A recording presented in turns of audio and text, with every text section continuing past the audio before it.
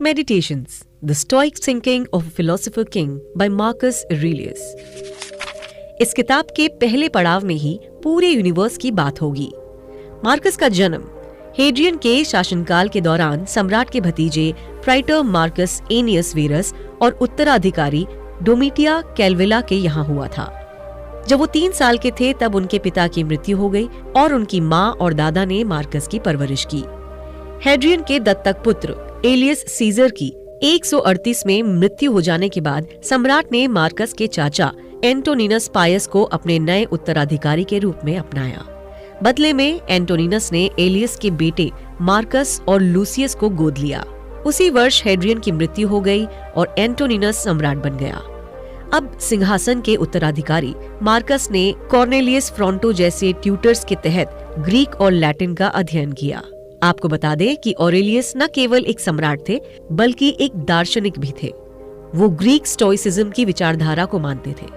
Aurelius के दर्शन के कारण उन्हें दार्शनिक राजा की उपाधि मिली थी। तो अब सवाल ये भी उठता है कि आखिर उनके विचार क्या थे। इसी सवाल का जवाब बड़ी बारीकी से इस किताब में बताने की कोशिश की गई है। तो चलिए शुरू करते हैं। मार्कस ऑरेलियस एक रोमन सम्राट थे और वो हर दिन हर तरह के लोगों से मिलते थे। उनके बहुत सारे दुश्मन थे और काफी लोग चाहते थे कि उनकी मौत हो जाए। लेकिन इन सब चीजों के बावजूद मार्कस ऑरेलियस ने हमेशा ये कहा कि हमें दूसरे लोगों को जज नहीं करना चाहिए और हमें दूसरे लोगों को बुरी नजर से नहीं देखना चाहिए। मार्कस ऑरेलियस कहते हैं कि हाँ, हम जिंदगी में काफी लोगों से मिलेंगे। हम सब लोगों के अंदर गलतियां होती हैं और हम किस हक से दूसरे के ऊपर गुस्सा हो सकते हैं, तो हम किस हक से दूसरों के ऊपर गुस्सा हो सकते हैं। मार्कस ये कहते हैं कि हम सब ऊपर से ही आते हैं और हम सब लोगों के अंदर अच्छाई और बुराई होती है और हम सब लोग एक ही जगह से आए हैं, तो हम सब क्यों एक दूसरे से नफरत करें। आपको बता दें कि मार्कस एक कॉन्सेप्ट के बारे में बात करते हैं जिसे लोगोस कहा जाता है। उनका विचार था कि लोगोस को हर जगह देखा जा सकता है। ये पृथ्वी, वृक्षों और यहाँ तक कि हमें भी बनाता है। इसके आगे मार्कस कहते हैं कि लोगोस ने ही सोसाइटी में मापदंड तय किए हैं। इसी वजह से सम्राट को ज्यादा रिस्पेक्ट मिलती है और दासों को कम।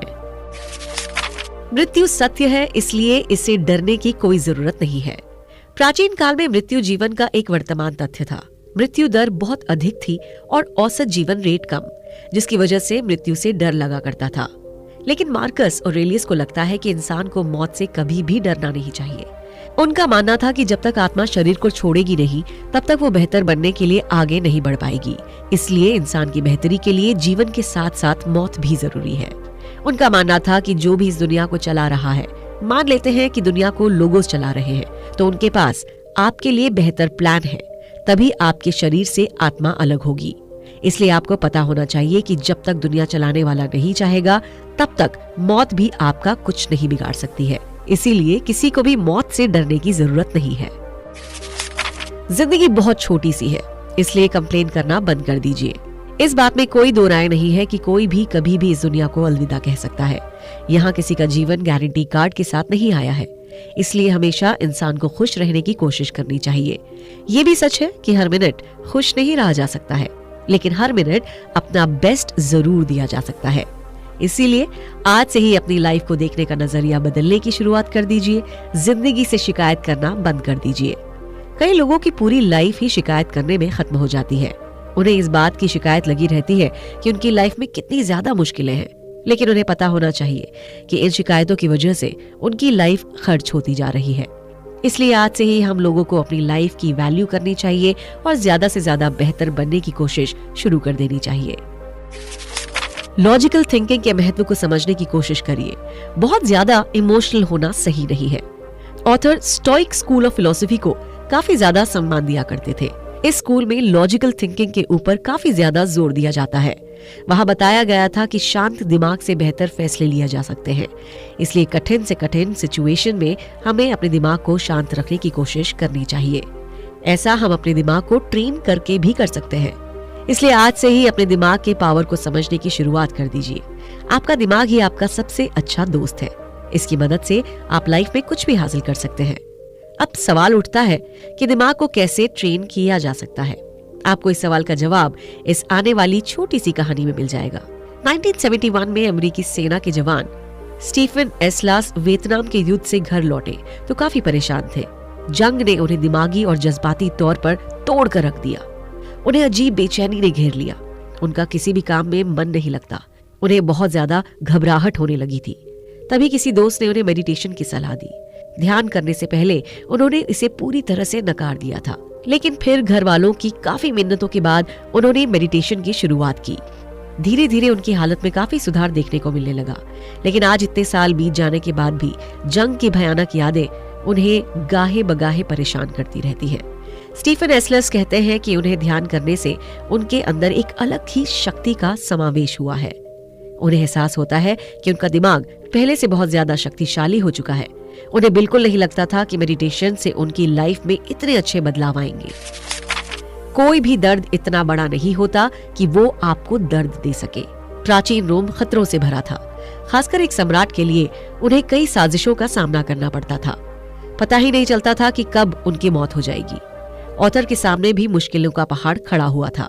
उन्हें कई बार भयानक दर्द का सामना करना पड़ा था।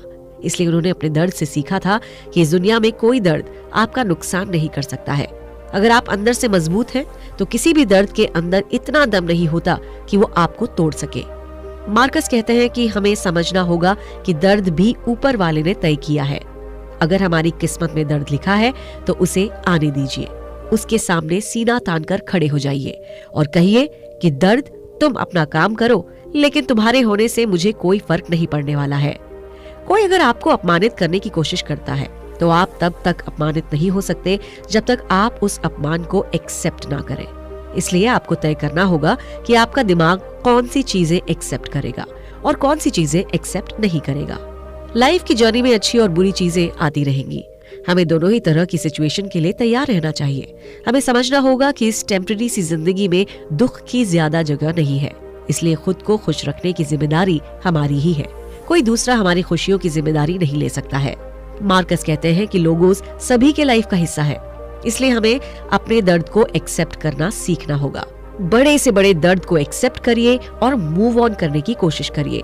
इस बात को मान लीजिए कि आपको कोई और दूसरा मूव ऑन कराने नहीं आएगा। कुल मिलाकर मार्कस कहते हैं कि सुखी जीवन बनाने के लिए बहुत कम की आवश्यकता होती है। ये सब आपके भीतर है, आपके सोचने के तरीके में है। इसी के साथ हमें ये समझ लेना चाहिए कि दुनिया परिवर्तन के अलावा कुछ नहीं है। हमारा जीवन केवल धारणा है। क्या करें? दूसरों से प्रेम करिए और लाइफ के प्रति भी थैंकफुल रहिए। जिंदगी में खुशियां बांटने की कोशिश करिए। इस लाइफ में दुख की कोई जगह नहीं है, क्योंकि जिंदगी बहुत छोटी सी है। और अजीब बात यह है कि जब ये बात समझ में आती है तो आधी से ज्यादा जिंदगी बीत चुकी होती है। इसलिए जल्द से जल्द अपने लाइफ की मीनिंग को समझने की शुरुआत कर दीजिए।